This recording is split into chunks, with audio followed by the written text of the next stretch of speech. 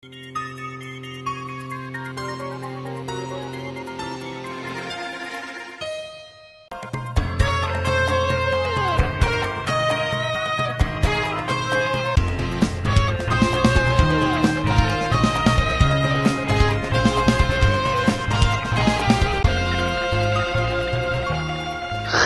Oud-testamentiese profeet profeteer ooit oor 'n boek wat sal kom nie.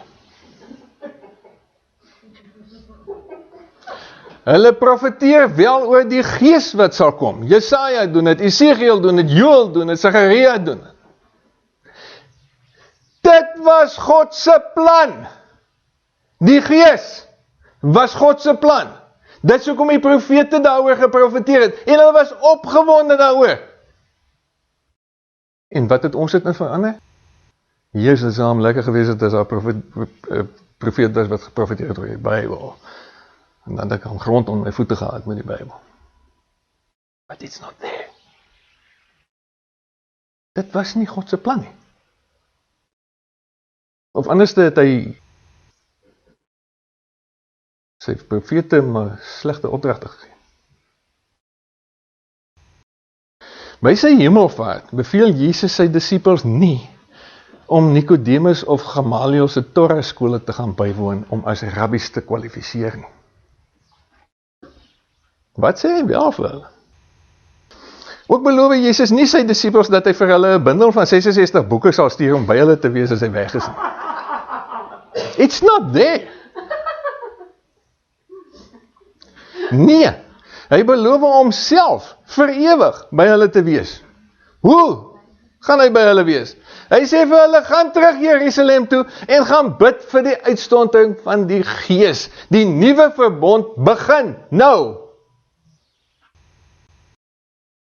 Let wel, hy beveel hulle ook nie om Bybelstudies met die nasies te hou nie. Hy beveel hulle om disippels van die nasies te maak, hulle te doop en hulle te leer om alles te onderhou wat hy hulle beveel het. Nie dit wat hulle in 'n boek gelees het nie.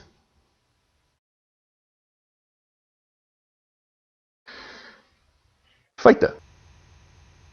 Die Bybel was vir die eerste ongeveer 1500 jaar sedert die ontstaan van die Christendom 2000 jaar gelede nie vir die gewone Christen op straat beskikbaar nie.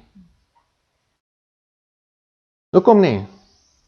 Want Johannes Gutenberg se drukpers het eers 500 jaar gelede begin rol. En voor dit was die Bybel, dit het bestaan ja, maar dit was nie beskikbaar. En daar is 'n groot verskil tussen bestaan en beskikbaar.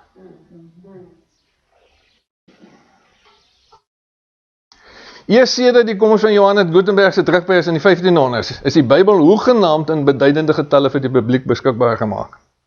En eers sedert die koms van Bybelgenootskappe is die Bybel in moderne tale vertaal sodat Jan publiek dit kan verstaan. En eers sedert die koms van die staatsskoolstelsel is Jan publiek geletterd genoeg om die vertaalde Bybel te kan lees. Want in die ou dae, in die eerste 1500 jaar, so jy het nie kon lees nie, want jy kon nie lees nie. En selfs al kon jy lees, kon jy nie die tale verstaan waarin die Bybel geskryf is nie. Dit was Grieks en Hebreeus en Aramees. Jy kon nie eens die lettertjies verstaan nie, dis ander karakters as wat ons gebruik, ons Romeinse karakters.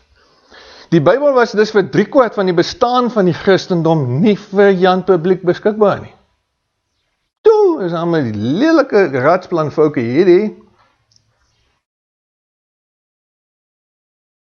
As die Bybel so belangrik is as wat ons dit vandag maak, dan was dit 'n baie slegte glips. Een van die politici het gesê, is 'n ligte mistykie. Die Suid-Afrikaanse Bybelvereniging is in 1818 aan die huis van Gerard Overbeek gestig. Daar het ek vir jou sy skildery geplaas. Hy gee vir jou mooi die vrymeiselaars erkenningstekens. Met Dominee Christian Vlek as voorsitter en hy gee vir jou mooi die vrymeiselaars erkenningstekens. En Lord Charles Somerset as beskermheer, hy gee nie tekens nie, maar ons weet hy was ook 'n vrymeiselaar. Mense, die geskiedenis van die Bybel is deurspek met vrymeiselaar. So as die Bybel dan so kritiek belangrik is, soos wat kerkleiers dit uitmaak om te wees, Hoe op aarde is mense gedurende die eerste 1500 jaar van Christendom gered, of kon hulle hoegenaamd 'n Christelike lewe lei? As hulle die besondere openbaring nodig gehad het, om hoegenaamd vir Jesus te ken, en die openbaring is nie vir hulle beskikbaar nie, hoe gaan hulle vir Jesus ken? En tog was daar 'n klomp Christen. Hoe het hulle vir Jesus leer ken? Deur ander mense wat getuig het. Was dit 'n raadsplan glips aan God se kant? God maak nie glips aan nie. Ons het dit God se purpose gemaak. Dit was nooit sy purpose nie.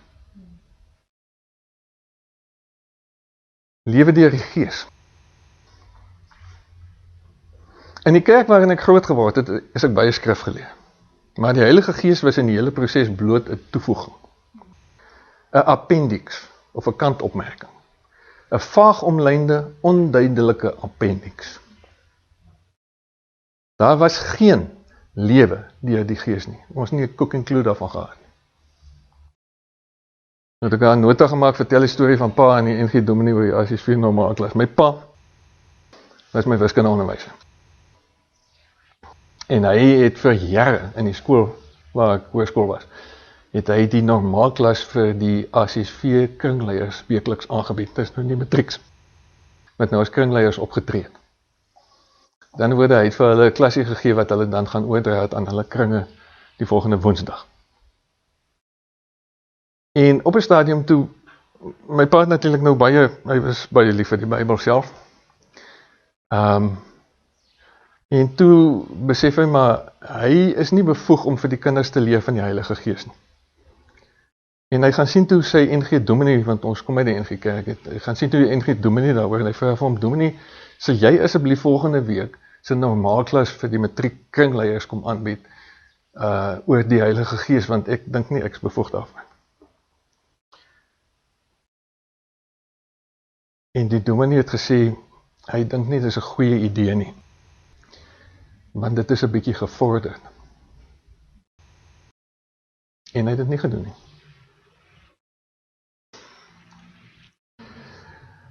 Ek weet nie of die Dominee hoegenaamd saligheid verstaan het nie, maar jy kry die Heilige Gees as jy salig word. Hy is van die begin af daar, dis nie hoër graad werk nie. Dis deel van die ABC. Ek dink die Dominee het self nie geweet wat om te sê nie. Want hy het ook net letter geken. Want dis al wat hy op kweekskool geleer is. Ons wou graag so lewe, maar het geen idee gehad oor hoe om het te doen nie. Ons het veral tydens my universiteitsjare gedink dat lewe deur die Gees beteken om net dieper en dieper in die skrif te delf. Het jy ook so gedink? Ek het vir baie lank so gedink. Na jare, baie jare, kan ek sonder vrees sê, dis nie die antwoord. That's what happens. Jy kry 'n baie groot, swaar kop. Alles gaan sit in jou intellek. En dis al wat gebeur. En jy raak heeltemal misvorm. Ek self kon nooit leer om deur die Gees te lewe, deur al dieper en dieper in die skrif te delf nie. En ek ken geen ander Christen wat dit al reg gekry het nie. Dis trouwens die wanbegrip wat mense in gereformeerde kerke geleer word, wat hulle gereed en ryp maak vir die misleiding deur die Hebreëse wortelsbeweging. 'n ekstreme, gesistematiseerde stelsel van Bybelverafgoding. Dis wat die Hebreëse wortels is.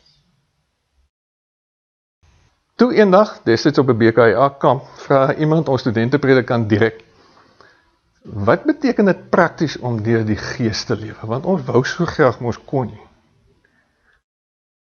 Hy het 'n oomblik nagedink en geantwoord, om voortdurend bewus te wees van die teenwoordigheid van die Heilige Gees. Nou dit was nogal vir my openbaring destyds. Dit was 'n sleutel. En ek het besluit om presies dit te doen.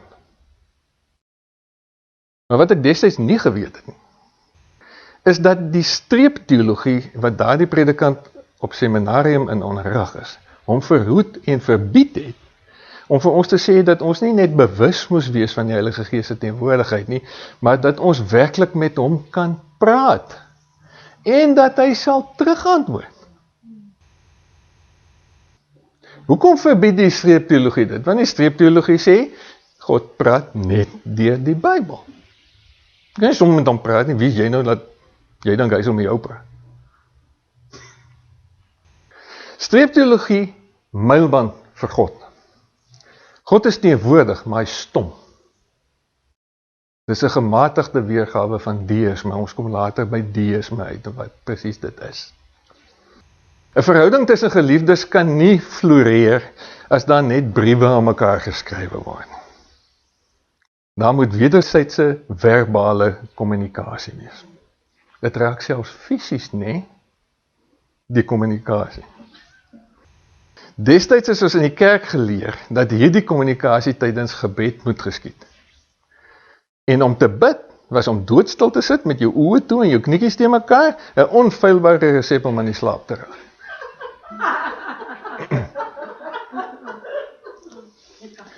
En as God homself hoegenaamd sou verwerdig om jou te antwoord, sou hy dit op geen ander manier doen as via die skrif. Eers jare later het ek geleer om nie net elke oomblik van die dag van die Heilige Gees se teenwoordigheid bewus te wees nie, maar met hom in gesprek te wees. Die gesprekke vind hoofsaaklik in my gedagtes plaas. Presies soos Romeine 12:2 sê, julle moet nie aan hierdie wêreld gelykvormig wees nie, maar verander word deur die vernuwing van julle denke, sodat julle goed kan onderskei wat die goeie en aanneemlike en volmaakte wil van God is. Hoe weet jy wat sê hierdie wet wat op jou hart geskrywe is? Jy laat vir God toe deur sy Heilige Gees om jou gedagtes te verander, dan kan jy hoor wat die wet sê. Dis wat dit sê. Die goeie en die volmaakte aanneemlike wil van God. Dit is tog wat die wet wil hê, né? Dan kan jy dit onderskei. Jesus se stem.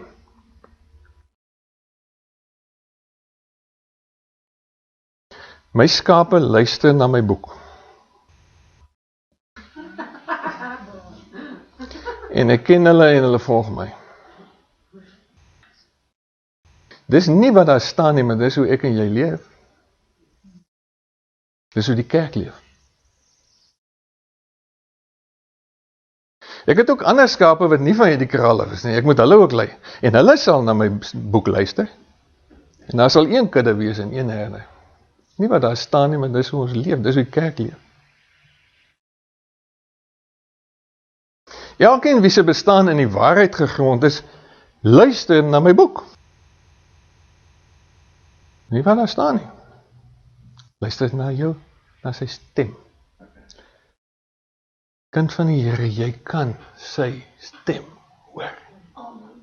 Jy's net nooit geleer om daarvoor te luister nie. Weet jy hoekom nie? Want die ouens wat jou moes leer het ook nie geweet nie. Want hulle is op dieselfde manier geleer as jy. Hoe die Bybel nie ontstaan het nie. En ons gaan so 'n bietjie na die geskiedenis kyk oor hoe die Bybel ontstaan het.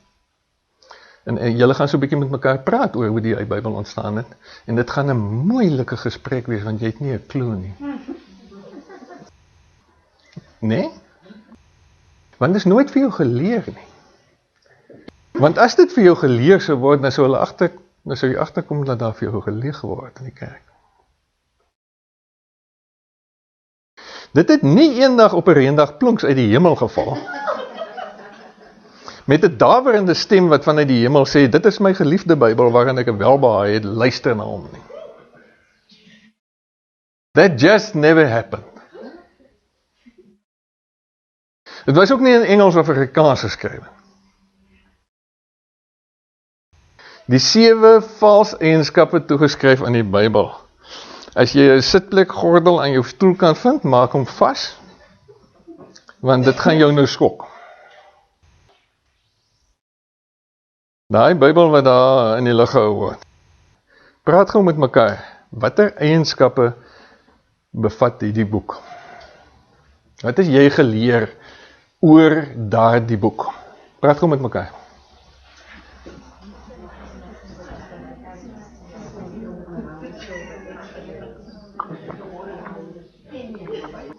Right, kom ons kry so 'n bietjie terugvoer wat julle sê, wat se eienskappe het hy? Praat met my. Dis die onfeilbare woord van God, dis vir jou geleer, né? Nee?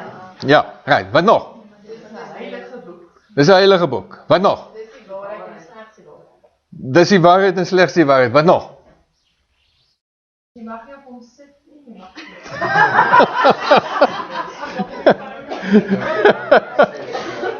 Okay, dit was dalk jou ma wat dit vir jou geleer het. Ek dink aan jou pastoor of predikant sal daai vir jou geleer het. Wat nog? Geïnspireerde woord. Dis die geïnspireerde woord. Wat nog?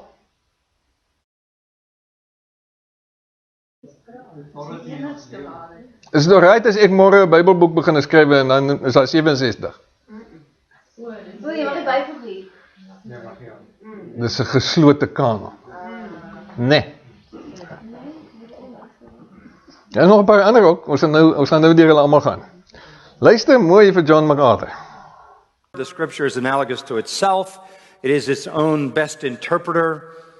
We believe in its inerrancy, that in the original autographs every word came from God. We believe in its perspicuity, its clarity. It is a revelation, not an obfuscation. We believe in its sufficiency, that it is sufficient to accomplish everything that God intended it to accomplish, and in fact it will, because it never returns to Him void, but always accomplishes the purpose to which He has sent it. So we believe this revelation of the one true God is absolutely true in all elements. And the divine author is none other than God Himself.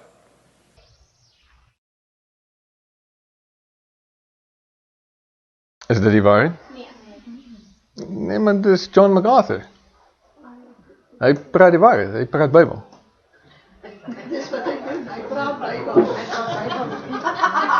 En die Bybel is die waarheid.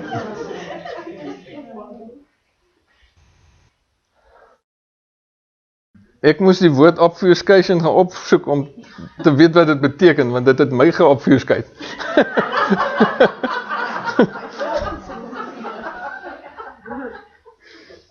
Teoloë leer dat die Bybel wat ons vandag het, met sy 66 boeke, die volgende eienskappe besit.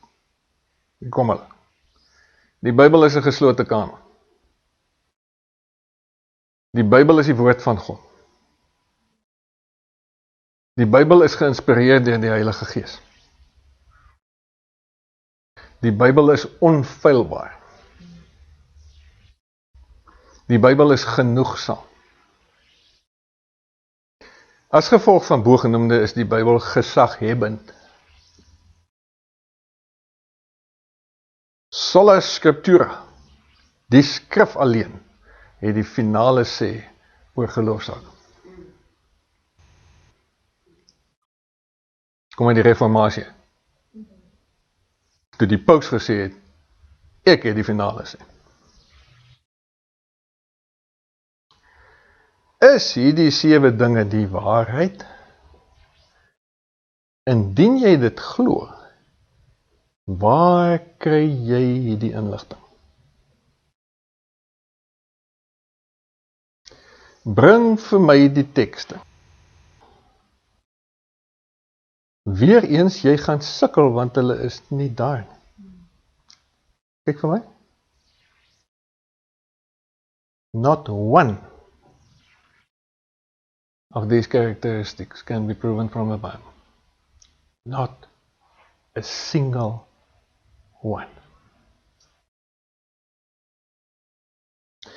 As jy hierdie goed glo, dan glo jy iets wat jy nie in die Bybel gekry het nie. Jy kry jou inligting op 'n ander plek as in die Bybel. En volgens teoloë is dit gevaarlik. Maar dis wat hulle doen.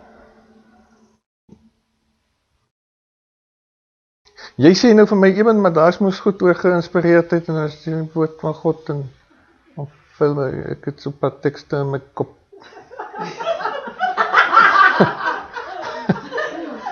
Ons moet 'n bietjie gaan kyk wat daai tekste sê.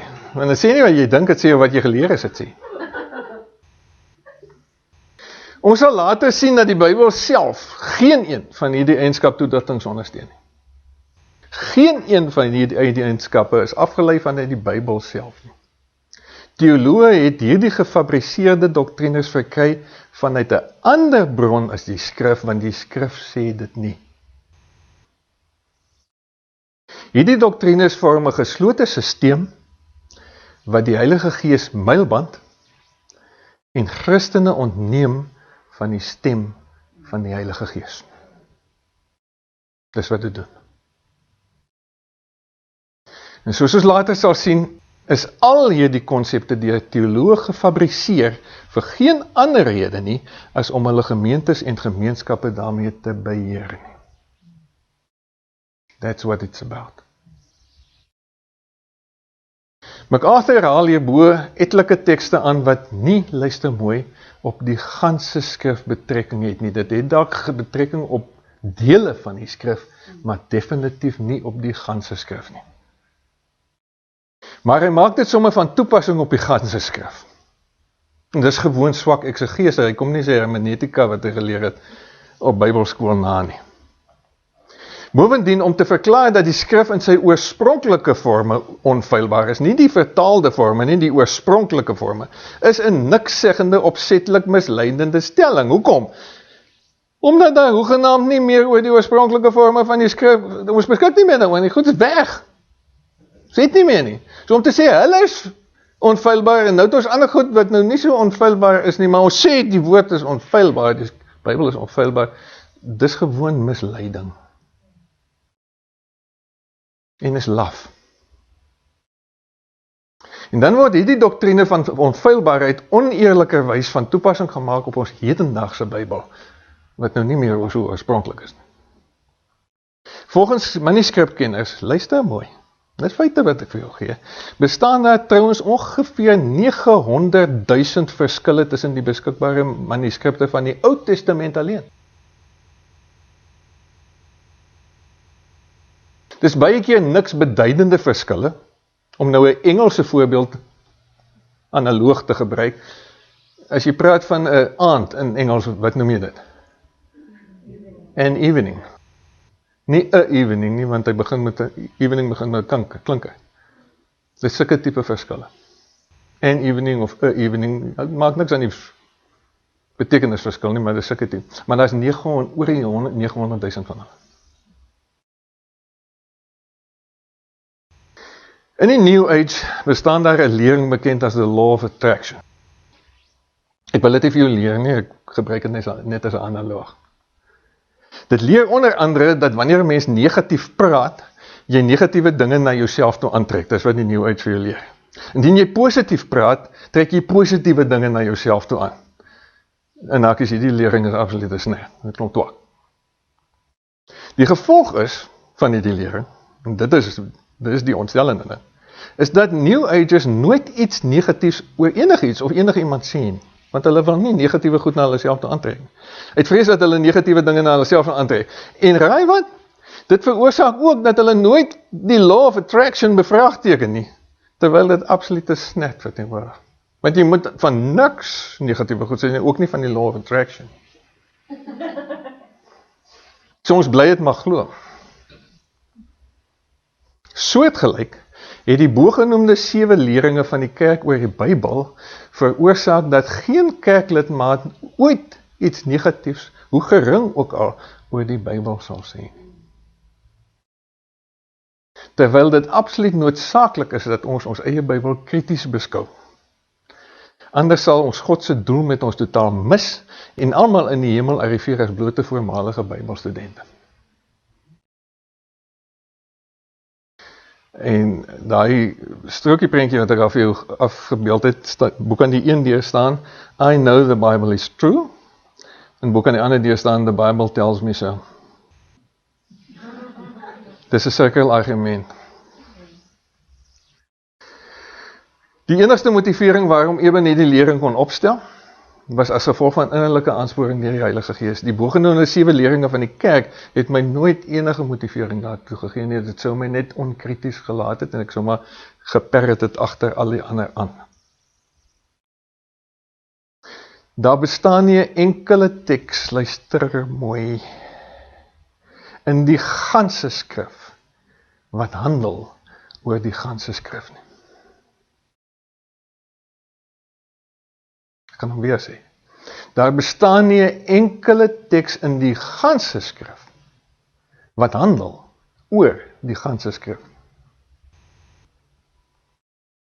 Hoekom kan ons sommer so losweg beweer dat die Bybel nêrens die bogenoemde 7 eienskappe wat deur teoloë aan die skrif toegeskryf word, mandateer nie? Sê maar nou iemand kry so 'n teks?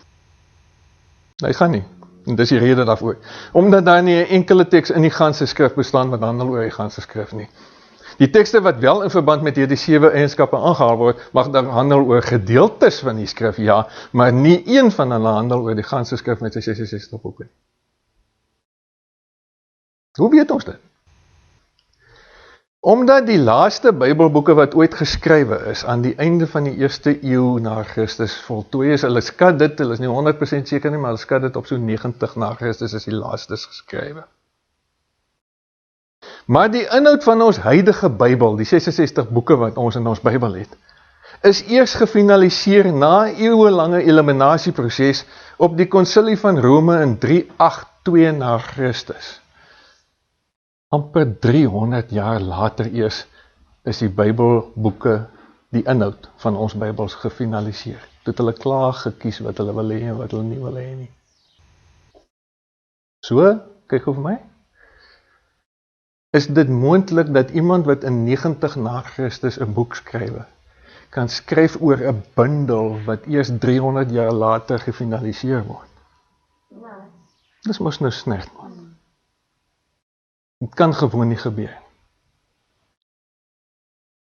Dit beteken gewoon dat selfs die heel laaste Bybelskrywers onmoontlik enige idee sou kon hê watter boeke uiteindelik ons huidige Bybel sou vorm. So hulle kan nie daaroor praat nie. Hulle sou onmoontlik enigiets kon neerskryf oor 'n bundel boeke wat eers meer as 2,5 eeue later vir die eerste keer saamgestel sou word. Daar is woonlik geen aanduiding dat enige Bybelskrywer se bedoeling was dat sy werk 'n bydrae sou wees tot 'n uiteindelike bundel nie. Of dat sodanige Bybelskrywers enige idee gehad het dat hulle 'n bydrae lewer tot 'n uiteindelike bundel nie. Die konsep van kanon in die konteks van 'n geslote bundel kry ons vir die eerste keer in die 4de eeu na Christus. Toe die ouens vir die eerste keer begin praat van kanon. 4 eeue na Christus. Voor dit was dit net boeke. Boeke en briewe, scrolls. Die Bybel praat van graphe, geskrifte. So as daar geen teks in die Bybel is wat handel oor die ganse skrif nie, hoe op die aarde kan hierdie 7 eienskappe hoegenaamd deur die Bybel gemandateer word? Hierdie 7 eienskappe is gewoon oor generasies heen deur teoloë gefabriseer, net soos skaapbout dogma. That's how it happens. Let wel, dat ons nie byvoorbeeld, moenie buitekant hierdie lokaal gaan en sê, Eben het allerhande goeders gesê nie, wat ons nie vra nie is die Bybel die woord van God nie, dis nie wat ons vra. Ons vra, sê die Bybel, dat die Bybel, dit wil sê al 66 boeke die woord van God is. Dis die vraag wat ons vra. En die antwoord op daai vraag is nee. As jy glo, dat al 66 boeke die woord van God is, dan kry jy daai inligting op 'n ander plek as in die Bybel, want die Bybel sê dit nie. Die Bybel lewer geen kommentaar op onsself, positief of negatief nie. En indien nie, waar kry teoloë hierdie idee dan vandaan? Volgende keer as jou predikant of pastoor, jy gaan die Bybel uithaal, op die kateder neersit en sê, laat ons lees uit die woord van God, en steek jy jou hand op en sê, van pastoor, waar kry jy dit?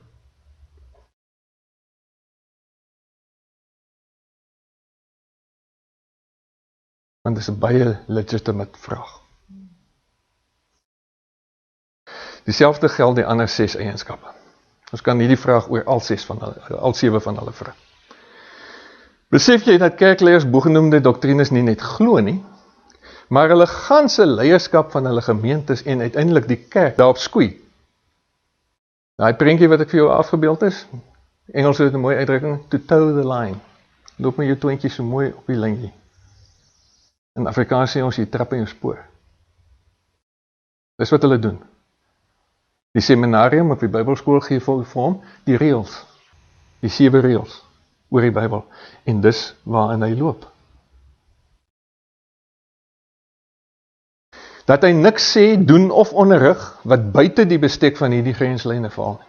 Met ander woorde, dat bogenoemde doktrines die absoluut onoorskrydelike grense verteenwoordig van wat die Heilige Gees in jou gemeente mag en kan doen. Doktrines wat hoegenaamd nie in die Bybel te vind is. En baie belangrik, dat die stem van die Heilige Gees dus nie in jou kerk geduld word nie. Net die stem van die boek. Besef jy dat in die meeste Afrikaanse kerke die enigste rolluister mooi wat die Heilige Gees toegelaat word om te speel, die beligting van Bybeltekste vir Bybellesers is. Al die ander funksies van die Heilige Gees, die Bybelse funksies, is of weggeredeneer, of op synodes as uitgedien verklaar. Kan ek maar vir julle sê, in 1962 op die NG Algemene Synode, is die 9 bonatuurlike gawes van die Heilige Gees van 1 Korintiërs 12 as uitgedien verklaar. It doesn't operate there anymore. So ons vergeet, ons ignoreer het maar net. En ek ken letterlik geen Bybeltekst wat selfs sou skimp dat die beligting van Bybeltekste een van die Heilige Gees se funksies is nie. Maar dis al funksie wat hy oor het in die meeste kerk. Kan die eindtydkerk sulke leierskap bekostig? Mense, ons moet ons leiers begin verantwoordelik hou. Accountable vir hierdie goed. Wat mense glo oor God en die waarheid, en nou is ons besig om die bouing vir vanaand te land,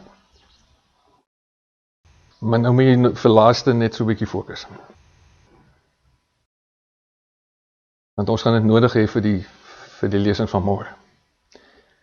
Ateïsme. God bestaan nie. Die enigste waarheid is dit wat bewysbaar is. Dis 'n verskriklike stupid geloof. Ateïsme is 'n geloof. Hulle glo God bestaan nie, want hulle kan dit nie bewys. En om te sê God bestaan nie, so ek glo nie, is 'n contradiction in terms. Dit is regtig 'n verskriklike onnoosel standpunt hierdie. Die slimmer ouens as die ateïste, hulle, maar met dieselfde manier van dink, hulle word agnostisiste. Wat sê hulle? Hulle sê, dis onmoontlik om te weet of daar God is of nie.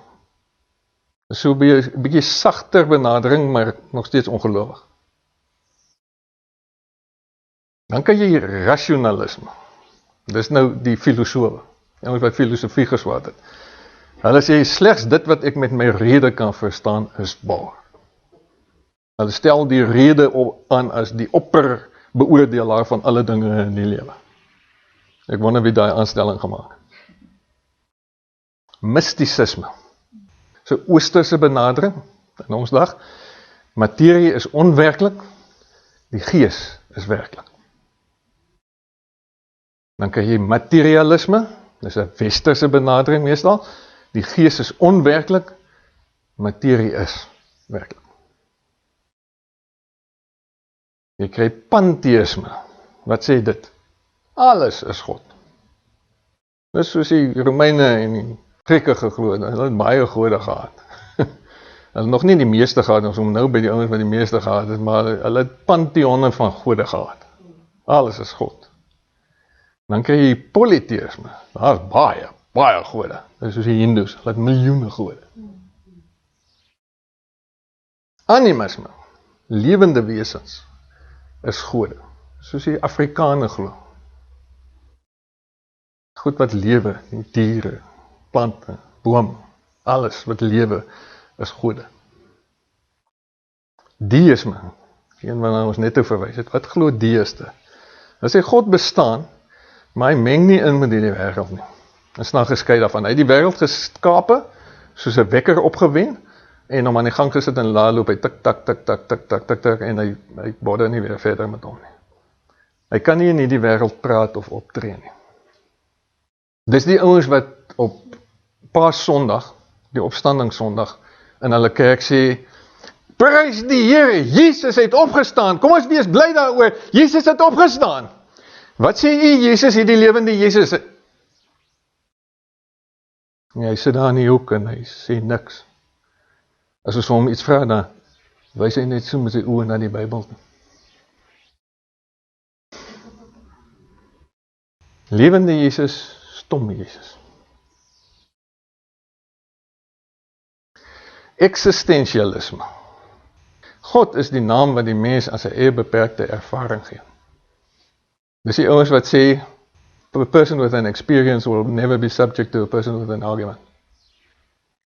Ek weet want ek het dit ervaar.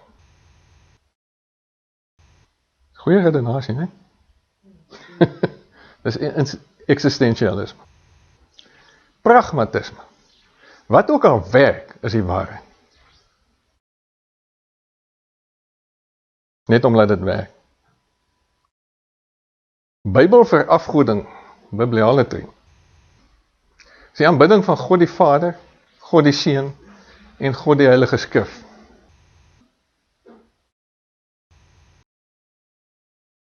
Die Skrif is die lewende woord, nie Jesus nie. Een van slegs 2 mediums waardeur God geken kan word en waardeur hy met sy mense kommunikeer. Dan is daar 'n nuwe een wat ek 'n naam voor gegee het, ek noem dit stupidisme. Wat ook al logies en akademies verantwoordbaar is, pas mooi in my intellektuele konstruk wat ek vir myself gemaak het, hoewel dit nie werk nie, dis die waarheid. Maak nie saak of dit werk nie. As ek het gaan toepas, werk het glad nie, dit is een groot flop, maar akademies klink het verskriklik. Ek noem dit stupidisme. Teoloë leer dat die skrif die waarheid is, en die laaste steggenskap het oor die waarheid. Spesifiek, luister mooi, hul eie interpretasie van die skrif. Want, het jou Bybel al ooit van jou bedkassie afgespring, na jou toe geloop en met jou begin praat? Bybels doen dit nie. Jy moet hom optel, en jy moet hom lees, en jy moet hom interpreteer.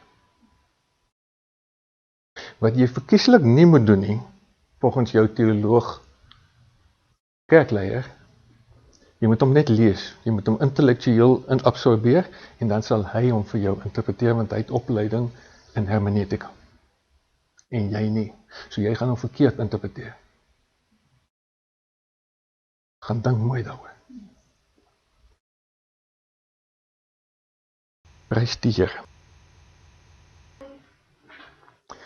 Indien u hierdie aanbieding leersaam gevind het, wil ons u vriendelik vra om dit te oorweeg om 'n donasie aan Trumpet Call te maak.